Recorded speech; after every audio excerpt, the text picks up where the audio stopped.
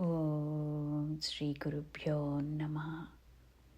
ఓం భగవతే శ్రీరమణాయ. ఓం నమో భగవతే శ్రీ సాయినాథాయ. శ్రీరమణాష్టమి లేఖలు సూర్యనాగమ్మ గారికి మనస్ఫూర్తిగా పాదపద్మాలకు నమస్కారాలు సమర్పించుకుంటూ 30వ లేఖ. కోపం. తారీఖు 26/1/46. నిన్న నూతనాగతులైన ఆంధ్ర యువకులకు తమ ఇంద్రియ చాపల్యమంతా భగవాన్కు నివేదించారు.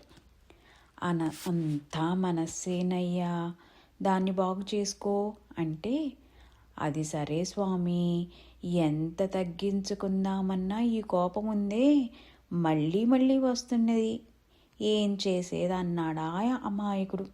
ఓహో అలాగా, ఆ కోపం మీద కోపడండి సరిపోతుందన్నారు భగవాన్. హాల్లో అంతా నవ్వులు. నిజంగా అన్నిటి మీద కోపించుకునేవానికి తన కోపం మీద కూడా కోపం రాదేమని కొంచెం దృష్టి వస్తే అన్ని కోపాలకి అతీతుడవుతాడు కదా. 2-3 ఏళ్ల కిందట చొరవ గల భక్తులొకరు వచ్చి తన్నెవరో సదా దూషిస్తున్నారని భగవాన్తో 5-6 సార్లు చెప్పారు. భగవాను వింటూ ఊరుకున్నారు. ఎన్నిసార్లు ఎంత దూరం చెప్పినా సమాధానం రాకపోవటం వల్ల ఆ భక్తుడు ఆగలేక అనవసరంగా అంత తిడుతుంటే నాకు కోపం వస్తున్నది. ఎంత ఆపుకుందామనుకున్నా ఆగటం లేదే, ఏం చేయాలి అన్నాడు. భగవాన్ నవ్వుతూ, ఏం చేయాలా, నీవు కూడా వారితో చేరి నిన్నే తిట్టుకో సరిపోతుంది అన్నారు. అందరికీ నవ్వు వచ్చింది. ఆ భక్తునికి ఏమీ తోచక, సరిపోయింది, నన్ను నేనే తిట్టుకోవాలా అన్నాడు.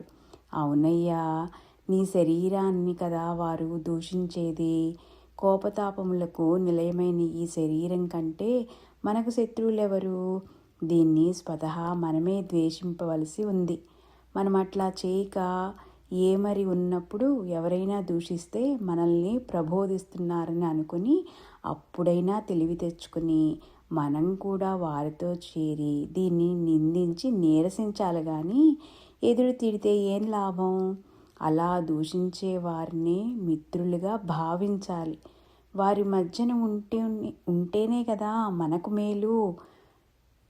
భూషించే వారి వద్ద ఉంటే ఏమారిపోతాం అన్నారు భగవాన్.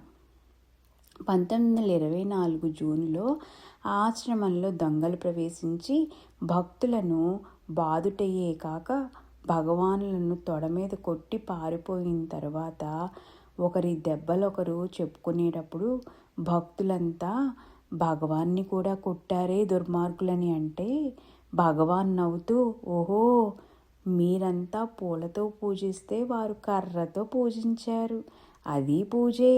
ఇది గ్రహించినప్పుడు అది మాత్రం గ్రహించవద్దా ఏం అని అన్నారట.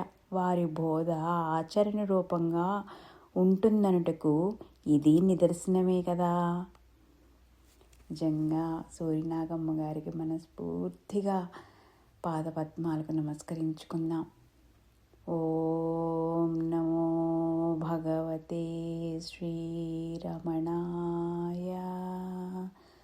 ఓం నమో భగవతే శ్రీ సాయినాథాయ. ఓం సాయిరామ్. ఓం శాంతి శాంతి శాంతి.